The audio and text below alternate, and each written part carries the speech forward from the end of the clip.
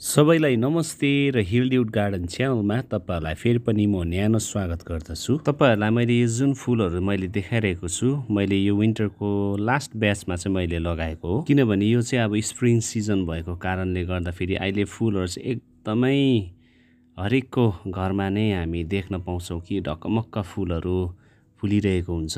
र हजुरहरूले यो भिडियोलाई तपाईँले हेरेर इन्जोय गर्दै जानुहोस्। अनि यो देख्दै गरेको चाहिँ तपाईँहरूलाई थाहा भइसक्यो, यो चाहिँ पिटुनिया हो। अनि यो पिटुनिया चाहिँ म हरेक वर्ष म लाउने गर्छु, किनभने पिटुनियाले चाहिँ अब पटभरिभरि फुलहरू दिने गर्दछ।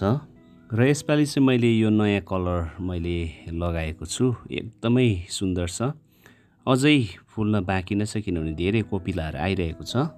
अनि यो चाहिँ हो अस्टियोस्पर्मम अथवा अर्को नाम चाहिँ अफ्रिकन डेजी पनि भनिने गर्दछ। र यो अफ्रिकन डेजीको कलरहरू अरूमा पनि पाइने गर्दछ, तर मेरोमा चाहिँ अहिले यो पिङ्कमा मात्र छ। यो अफ्रिकन डेजी चाहिँ मैले 8 इन्चको गमलामा मैले लगाएको छु। तपाईँहरूले यहाँनिर देख्दै हुनुहुन्छ अफ्रिकन डेजीको कोपिलाहरू अझै फुल्न बाँकी नै छ। र यो फुलेपछि त एकदमै सबै एकैसाथ फुलेपछि त झन् एकदमै सुन्दर देखिने गर्दछ। तपाईँहरूले पनि यो आउने विन्टरमा चाहिँ यसको स्याप्लिङ्सहरू पायो भने चाहिँ पक्कै पनि तपाईँहरूले लगाउनुहोस्। अनि यो चाहिँ हो बेल्स अफ आयरल्यान्ड। सायद यो कति तपाईँहरूले देख्नु भएको छैन होला। मेरो यो च्यानलभित्र चाहिँ यो बेल्स अफ आयरल्यान्डको चाहिँ अलग्गै भिडियो मैले बनाएको छु, र तपाईँहरूले चाहिँ त्यहाँनिर यो बेल्स अफ आयरल्यान्ड फुलेको छ, तपाईँहरूले त्यहाँनिर त्यो भिडियोमा तपाईँहरूले देख्न सक्नुहुनेछ। र यो चाहिँ अब अहिले फुल्न लागेको छ र एकदमै रेडी भइरहेको छ फुल्नको लागि। अनि यो चाहिँ पेन्जी हो। यो चाहिँ ब्ल्याक कलरमा चाहिँ मैले बिरुवा पाएको थिएँ र अरू कलरहरूमा चाहिँ प्रायः म लगाउने गर्छु। ब्ल्याक कलरको फुल फुल्ने यो पेन्जी चाहिँ हतपत मैले पाएको थिइनँ, तर मैले पाएको बेलामा चाहिँ मैले यो बिरुवालाई चाहिँ मैले लगाएँ। एकदमै नजिकबाट झट्चै एकदमै सुन्दर देखिने गर्दछ। अनि यो चाहिँ हो एन्टिराइनम, अनि अर्को नाम चाहिँ हो डक फ्लावर पनि भनिने गर्दछ। यो पनि अति नै मजाले फुल्ने गर्दछ, अझै फुल्न बाँकी नै छ। अनि यो सबै फ्लावरिङ प्लान्टहरूमा चाहिँ म फर्टिलाइजर चाहिँ के युज गर्छु भन्दाखेरि चाहिँ पिनाको रस चाहिँ म लाउने गर्दछु। अनि यो चाहिँ हो एलाइसम अथवा एलिसम पनि भनिने गर्दछ। अनि यो चाहिँ एकदम सुन्दर मसिनो फुल हुन्छ र नजिकमा जाँदाखेरि चाहिँ एकदम बास्ना एकदमै मिठो आउने गर्दछ। अनि यो पनि एकदमै पटभरिभरि फुल्ने गर्दछ।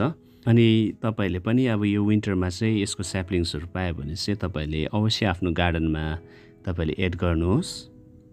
अनि यो चाहिँ हो तपाईँले चिन्नुभएको सिनेरिया। सिनेरिया चाहिँ अब हामीले प्रायः नै वर्षैपछि हामीले लगाउने गर्दछौँ, किनभने विन्टर सिजनको लागि चाहिँ अब एकदमै बेस्ट सिजनल फ्लावरिङ प्लान्ट हो यो सिनेरिया चाहिँ। अनि सिनेरियाको कलर चाहिँ एकदमै मिठो मिठो कलरमा हामीले पाउन सक्छौँ। अनि यो भिडियोमा भन्दाखेरि पनि नजिकबाट चाहिँ एकदमै सुन्दर, एकदम कलर पनि एकदम ओरिजिनल कलर देख्ने गर्छ। र सिनेरियालाई चाहिँ हामीले सेड एरियामा राख्नुपर्ने हुन्छ र एकदम उज्यालो चाहिँ प्रशस्त मात्रामा दिनुपर्छ। अनि यो चाहिँ हो कर्नफ्लावर, अनि अर्को नामले चाहिँ ब्याचलर्स बटन पनि भनिने गर्दछ।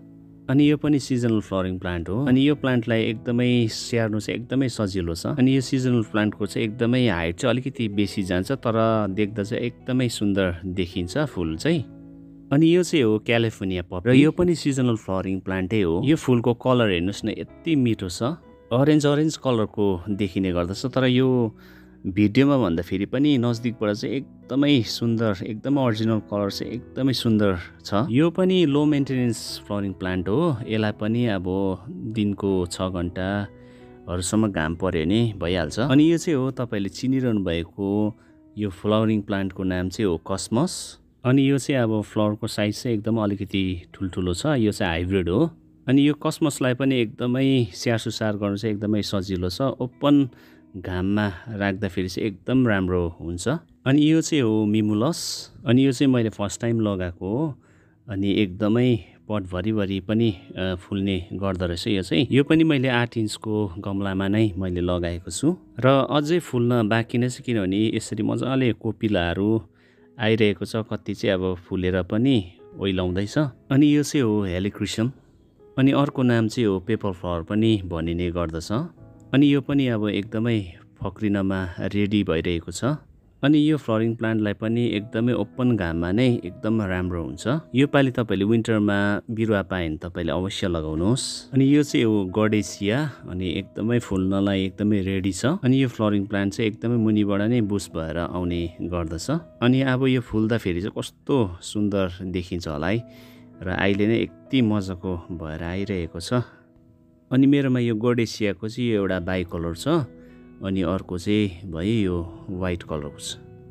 र यो जति पनि मैले फ्लोरिङ प्लान्टहरू मैले देखाइरहेको थिएँ यो सिजनल, र तपाईँले यसलाई यो बिरुवालाई चाहिँ कलेक्ट गर्नको लागि चाहिँ तपाईँले सेप्टेम्बर अक्टोबरहरूदेखि नै कलेक्ट गर्दै जानुहोस् र तपाईँहरूले एकदमै मजाले लगाउनुहोस्।